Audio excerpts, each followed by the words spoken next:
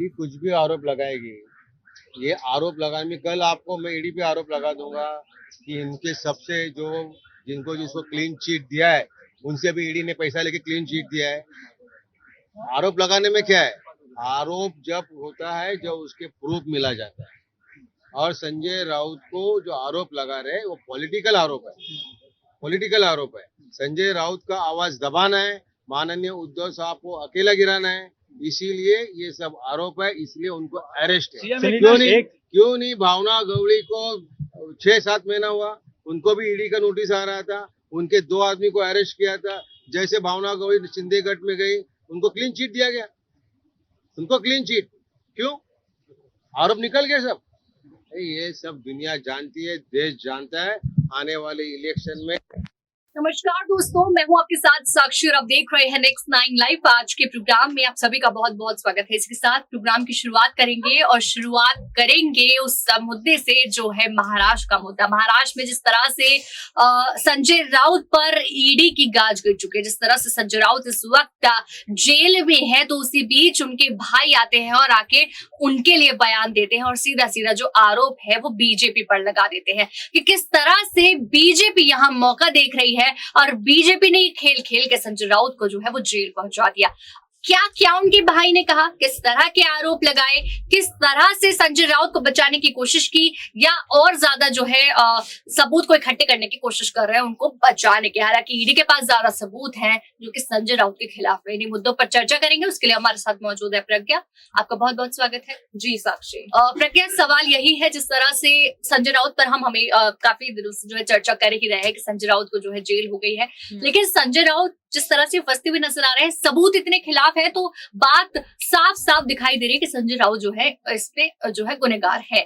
लेकिन उसी बीच जहां सुनील सामने आ रहे हैं, उनके भाई सुनील राउत माफ कीजिएगा सामने आ रहे हैं, तो वो ये बोलते हुए नजर आ रहे हैं कि संजय राउत की गलती नहीं है, सब कुछ जो खेल है वो बीजेपी का खेल है। बीजेपी पर इस वक्त या तो उन्हें मौका मिल गया है आरोप लगाने का, क्योंकि पहले से भी संजय राउत हमेशा आरोप लगाते हैं, उन्हें पसंद भी नहीं है।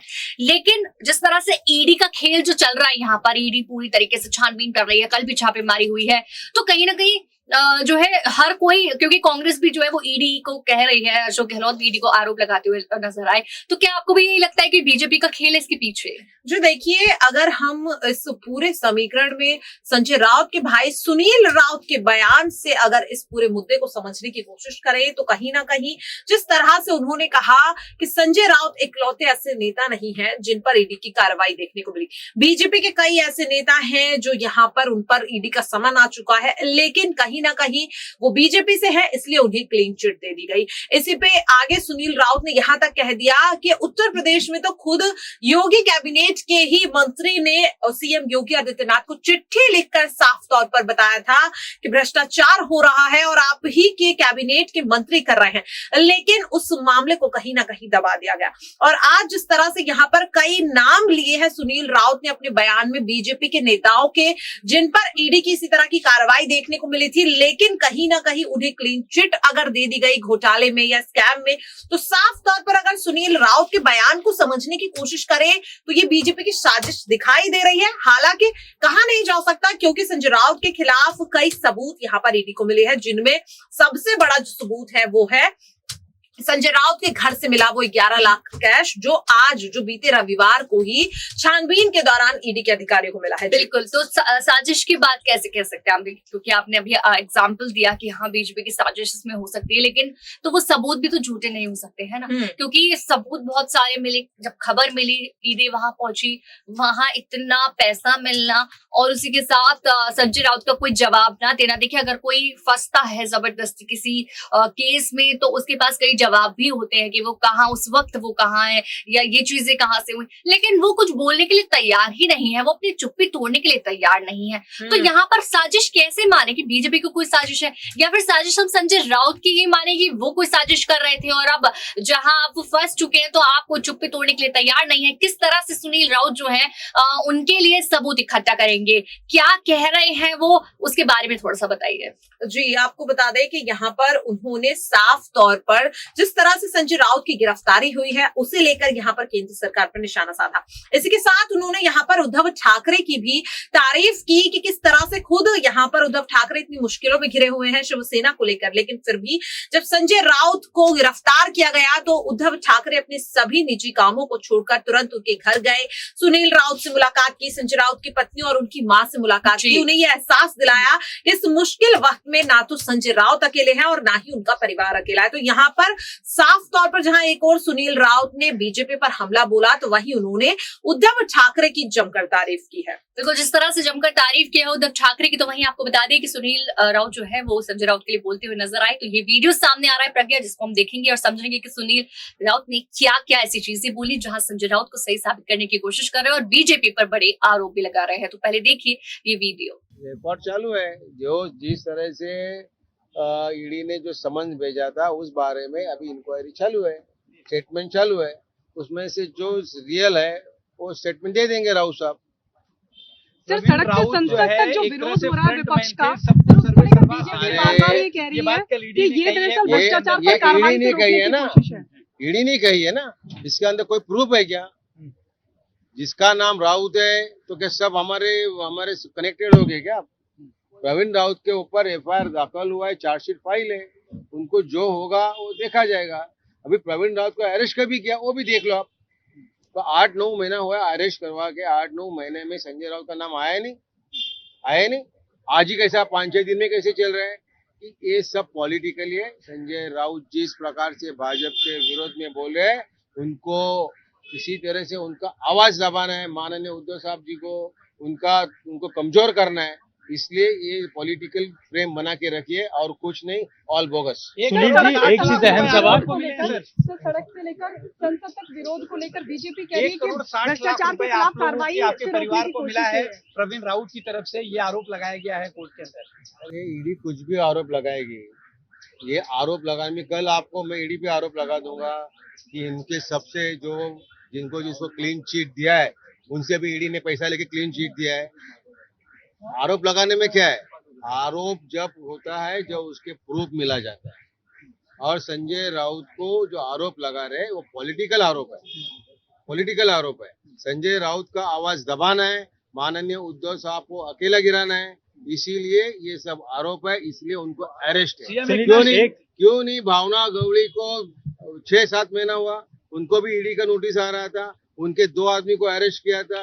जैसे भावना गवड़ी सिंधेगढ़ में गई, उनको क्लीन चिट दिया गया, उनको क्लीन चिट। क्यों? आरोप निकल गए सब। ये सब दुनिया जानती है, देश जानता है। आने वाले इलेक्शन में अपने सहयोगी रहे एकनाथ शिंदे ने संजय राउत सर एकनाथ शिंदे म्हणतात की सकाळी 8चा भोंगा बंद झालाय। अरे ये भोंगा बसते थे इसलिए 2.5 साल एकनाथ शिंदे नगर विकास मंत्री बने।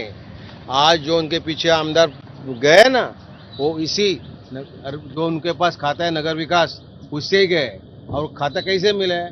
भोंगा संजय राउत बजाते थे, इसलिए महाविकास आघाड़ी बनी। इसलिए एकनाथ शिंदे, गुलाबराव पाटिल, दादा भूसे, ये सब मिनिस्टर ऐसे ही बने उनके भोंगे से। उनको इसी भोंगे से मिनिस्टरी चली। एक चीज है कि आज ईडी 2 जगह पे रेड कर रही है और साफ तौर पे कह रहे हैं कि मामले की इन्वेस्टिगेशन में कई चीजें मिली हैं। संजय राउत के घर पे क्यों? देखो, भावना गवली हो, आप जादव, अपना यशवंत जादव हो, उनको अरेस्ट किया, वो डर के भाग गए उगट में। संजय राउत भागे नहीं, संजय राउत ने सामना किया। बाला साहब की निष्ठे, शिवसेना पे निष्ठा, उद्धव जी पे निष्ठा, भागे नहीं, वो ईडी को फेस किया और इसीलिए उनको अरेस्ट कर दिया। और हमारे उद्धव साहब शिवसेना प्रमुख है, कुटुंब प्रमुख है। जब मेरा घर का कोई भाई, किसी का लड़का जब शिवसेना की वजह से ईडी में जाता है, तो उनका हमारे प्रमुख वजह के नाते से मेरी जो मम्मी का एज 84 है, उनको मिलना उनके जरूरी है। इसलिए उद्धव साहब राउत साहब के घर पे, मेरे घर पे आ गए, मेरे माँ को मिले, मेरे भाभी को मिले, बच्चों को मिले, और उन्होंने कहा कि हम संजय राउत के साथ है, आपके साथ में हूँ आखिरी क्षण तक। संजय राऊत की गिरफ्तारी के बाद सकाळी 8चा भोंगा बंद झाला असं मुख्यमंत्री म्हणतात. सर मुख्यमंत्री सेनापती मानला जाता. सर संजय राऊत को शिवसेना का बंद झालेला आहे. बघा हे एकनाथ शिंदे म्हणाले की भोंगा बंद झाला, पण हा भोंगा चालू होता म्हणून महाविकास आघाडी झाली आणि महाविकास आघाडी झाली म्हणून एकनाथ शिंदे नगर विकास खातं त्यांना मिळालं.